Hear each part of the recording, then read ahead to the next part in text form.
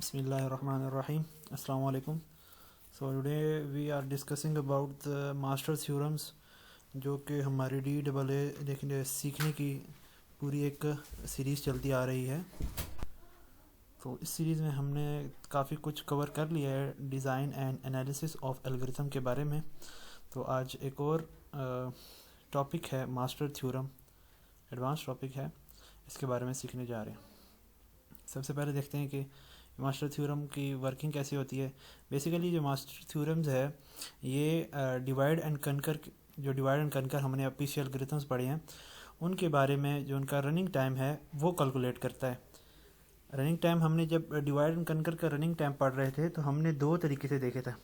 एक देखा था हमने रिकर्सिव, ठीक है, रिकर्सिव ट्री के मेथड से, यानी कि एक उसका रूट नोड होगा, फिर उसके चाइल्ड नोड, फिर उन चाइल्ड के सब चाइल्ड होंगे। तो इस तरह हमने एक रिकर्सिव देखा था।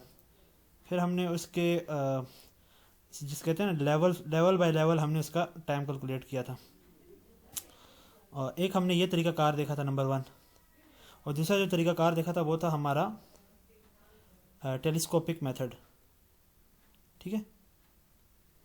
उसमें हमने आप मेरा पूरे इसके बारे में लेक्चर है हमारा कि रनिंग टाइम कैसे कैलकुलेट करते हैं डिवाइड एंड कनकर का, तो वो जाके देखिएगा। तो हमारे तरीके से अब तीसरा तरीका कार है डिवाइड एंड कनकर का, मास्टर थ्योरम, ठीक है। आगे देखते हैं इसके क्या तरीका कार है और कैसे यूज़ करते हैं इसको रनिंग टाइम कैलकुलेट करने के लिए।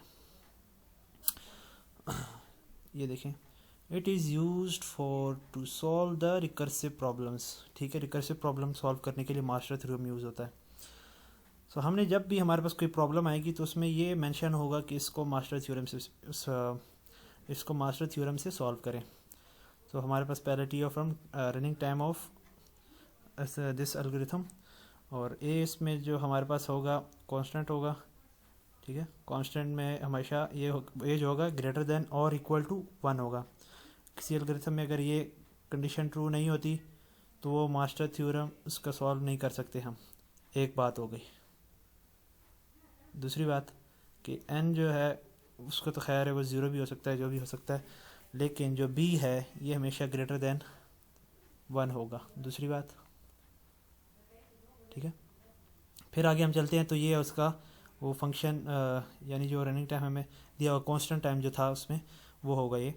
तो इसमें ये n बाई के जो k है इसकी पावर हमेशा क्या होगी, ग्रेटर देन और इक्वल टू 0, ठीक है। इस पावर की बेस पे हम लोग यहाँ पर अपने फार्मूले जो कहते हैं ना केसेस में जाएंगे। और फिर आगे आ जाता है रियल पार्ट, ये जो ये एक पार्ट हो गया, ये दूसरा पार्ट जो है p, इसमें p होगा हमारा, और इस रियल नंबर कोई भी रियल नंबर हो सकता है। तो ये हमारे पास 3 केसेस हैं इसमें। तो हम अगर देखते हैं पहले केस की तरफ, तो पहला केस क्या कहता है कि इफ़ अगर a जो है वो ग्रेटर देन है b ऑफ पावर k, यानी b तो इसका कोई वैल्यू होगी, सपोज करें इसकी वैल्यू 2 है। सो 2 पावर k हमारे पास सपोज करें 3 है, तो 2 पावर 3 कितना होता है, और ये तकरीबन बनता है 8। और हम एक अगर सपोज करते हैं a है हमारे पास ऑलरेडी 12, तो पहला केस चलेगा। अगर तो हमारे पास a 6 है और b इसी तरह पावर में मालूम करने के बाद दोनों की पावर इक्वल आई, या सॉरी वैल्यूज़ इक्वल आई, तो हमारा केस 2 होगा। केस 2 में अगर और फिर हमारा अगर a जो है लेस देन है b और पावर k से, तो फिर हमारा केस 3 होगा। तो हम देखते हैं कि फिर अगर हमारा ये पहला केस ट्रू होता है तो क्या होता है, तो हमने रनिंग टाइम ये हमारा फार्मूला है रनिंग टाइम मालूम करने का, ठीक है। अगर पहला केस ट्रू होता है तो ये फार्मूला है। दूसरा केस ट्रू होता है तो हम इस पर डिपेंड कर रहा है जी p से, कि अगर p जो होगा ना वैल्यू इसकी, अगर तो वो ग्रेटर देन -1 हुई, ग्रेटर देन -1, तो हम लोग इस फार्मूले को यूज़ करेंगे। 3 सब पार्ट्स आ गए इस केस 2 के। तो अगर उस इक्वल टू 1 हो गया, -1 हो गया, अगर p की वैल्यू -1 की ही इक्वल हो गई, तो हम इस से हम लोग अपना रनिंग टाइम कैलकुलेट करेंगे। सो अगर p लेस देन -1 है, यानी उसे कहते हैं रियल नंबर लेस देन -1 है, तो हम क्या करेंगे, इस फार्मूले से मालूम करेंगे। तो तीसरे केस में क्या है कि अगर तो p की पावर जो है वो ग्रेटर देन और इक्वल टू 0 है, केस 3 में भी आ गए हम, और p की power equal to greater than और इक्वल टू 0 है, तो हम लोग इससे अपना फार्मूला मालूम करेंगे। और इफ़ अगर ये p जो है वो लेस देन है 0 से, तो हम लोग इससे अपना फार्मूला मालूम करेंगे। ओ सॉरी, आंसर। चलें किसी आगे एक प्रॉब्लम आ रहा है, इसकी तरफ चलते हैं। तो अब ये हमारी पहली प्रॉब्लम आ गई। इसमें देखें तो ये जो है ये ए को डिनोट कर रहा है, ये 3 जो है, और ये n बाय हमारा b था फॉर्मूले में, तो ये हमारा b हो गया। और ये n पावर k था, तो ये हमारा k हो गया 2, और इसके आगे कुछ नहीं है, यानी तो हमारा जो p है वो 0 होगा। ठीक है, तो ये a b k और p आ गया हमारे पास वैल्यूज़। अब इससे हमने अपने चेक करना है कि हम इस कौन से केस में जाएंगे, और वो हमारे चेकिंग किससे हो रही थी कि हम a को कंपेयर करेंगे b पावर k से, यानी b इधर 2 है और 2 पावर 2 कितना होता है 4, 2 पावर 2 4 हो गया, 4 आया हमारा आंसर। अब इन दोनों को कंपेयर करते हैं। मैं आपको थ्योरम दिखाता हूँ, इसमें क्या लिखा। हमारा a जो है वो 3 है और b जो है वो 4 है। सो a इज़ ग्रेटर देन, ये यानी अगर इस केस को देखें हम लोग, एक मिनट, हाँ ये इस केस को देखें तो क्या a जो है वो ग्रेटर देन है b से, कंडीशन फॉल्स है, तो हम इसमें नहीं आएंगे। केस 2 अगर हम देखें, क्या 3 इज़ इक्वल टू 4 है, कंडीशन फॉल्स, तो इसमें भी नहीं आएंगे। अगर आप देखें तो a यानी 3 is less then 4, condition true, तो हम केस 3 में आएंगे। और आगे देखें केस 3 में, तो हम आगे हमने देखना है कि मास्टर थ्योरम हमने मालूम करना है केस 3 पे, और p इज़ इक्वल टू 0 है। तो p इक्वल टू 0 कहाँ पर, ये देखें ए पार्ट में लिखा हुआ है कि p इज़ ग्रेटर देन और इक्वल टू 0। तो हमारा जो फार्मूला है उसमें वैल्यूज़ जो पुट करेंगे वो इस फार्मूले में पुट करेंगे अपना रनिंग टाइम कैलकुलेट करने के लिए। और ये आगे फार्मूला हमारा लिखा हुआ है, ये देखें। इधर अगर आप देखें अभी सो के n पावर k हो गया 2, और log पावर यानी log n पावर 0 है, ये log n पावर 0 है। ठीक है, so anything power 0 is equal to 1। So ये यहाँ पर जो है ना, ये इक्वल टू 1 की है। अगर आपको ये नहीं कैलकुलेट करना था तो आप अपने कैलकुलेटर में देखेंगे log का एक जो हमारे पास बटन होता है केसीओ में, उसके एक ऊपर एक बटन बना हुआ है जो इस तरह की टाइप की वैल्यूज़ लेता है, यानी log a बेस भी लिखी होती है उसमें। ठीक है, आप उस पर अपना आंसर कैलकुलेट कर सकते हैं। सो इसमें देखिए हमारा रनिंग टाइम क्या आया, क्वाड्रेटिक, यानी बिग ऑफ यानी थीटा ऑफ n पावर 2। अब अगली प्रॉब्लम देख लेते हैं हम लोग।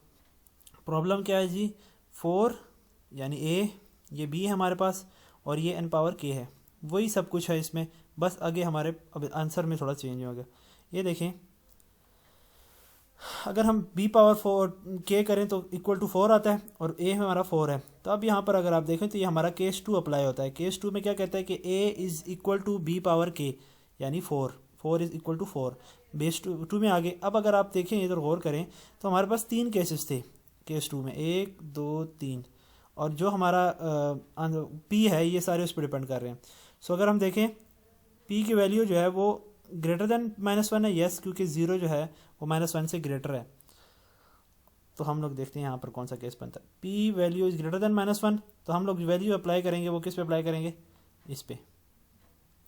आ जाए इधर, यहाँ पर देखें तो ये इसने हमें फार्मूला दिया हुआ है, और इसने बताया हुआ भी है कि आप केस 2 को अप्लाई करेंगे हैं। हाँ, पार्ट ए अप्लाई करेंगे और केस 2 का। पार्ट 2 हमने अप्लाई किया तो log b पावर ए, अब b हमारा है 4, हाँ 4, और जो a है वो भी 4, नहीं b हमारा 2 है सॉरी, और 2 पावर 4 है। और यहाँ पर log p plus 1, log p plus 1, एक मिनट मुझे यहाँ पर फॉर्मूले में देखने थे, सही है, log p प्लस 1 और log p प्लस 1 n।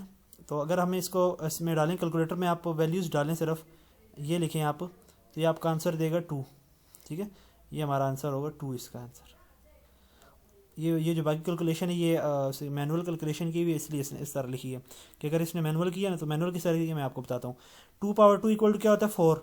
जब हमारे पास किसी भी चीज़ की पावर, यानी लॉग का जो एक फंक्शन है कि अगर किसी चीज़ की पावर है तो वो स्टार्ट में आ जाती, तो इसकी पावर क्या थी 2 थी, वो स्टार्ट में आ गई।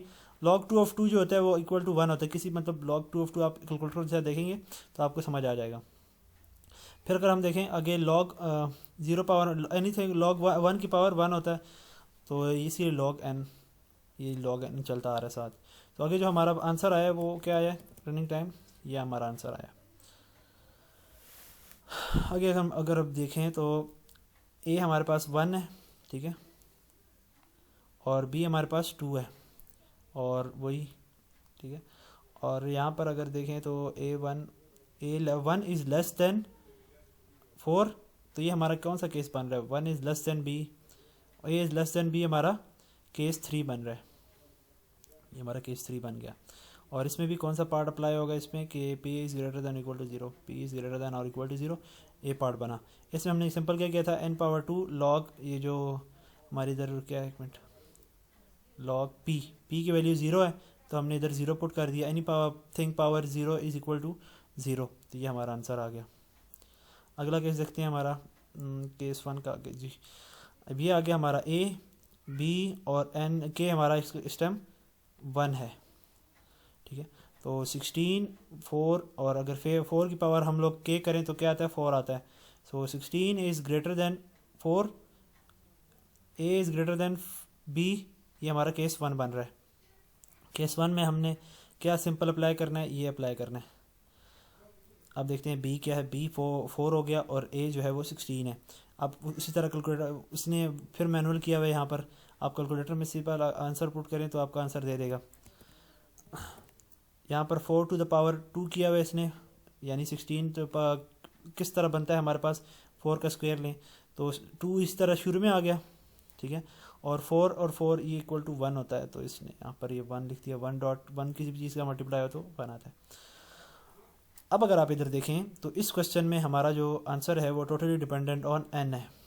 यहाँ पर n देखें, यहाँ पर n देखें, तो ये मास्टर थ्योरम क्या कहते हैं, master theorem can not solve this problem because it depend on the value of n that can be. हाँ, अगर मैं भी आपको बताऊँ, अगर तो हमारी यहाँ पर ये लेस देन हो गई 1 से, बस 1 से लेस देन हो गई ना, तो इसकी अगर पावर लेंगे तो ये कम होती जाएगी। और यहाँ पर अगर पावर में सो देखें तो पावर में अगर हमारे पास ये सपोज करें 0 पॉइंट कुछ आ जाए 0.5, तो ये जो आंसर है ना, ये ए और बी की जो वैल्यूज़ हैं वो शुरू में जो हमने मास्टर थ्योरम में लिखा हुआ है, देखें कि ए की वैल्यूज़ हैं वो 1 से ग्रेटर और बी की वैल्यू 1 से ग्रेटर, ये हमारा जो इस प्रॉब्लम में ये फॉल्स हो रही हैं।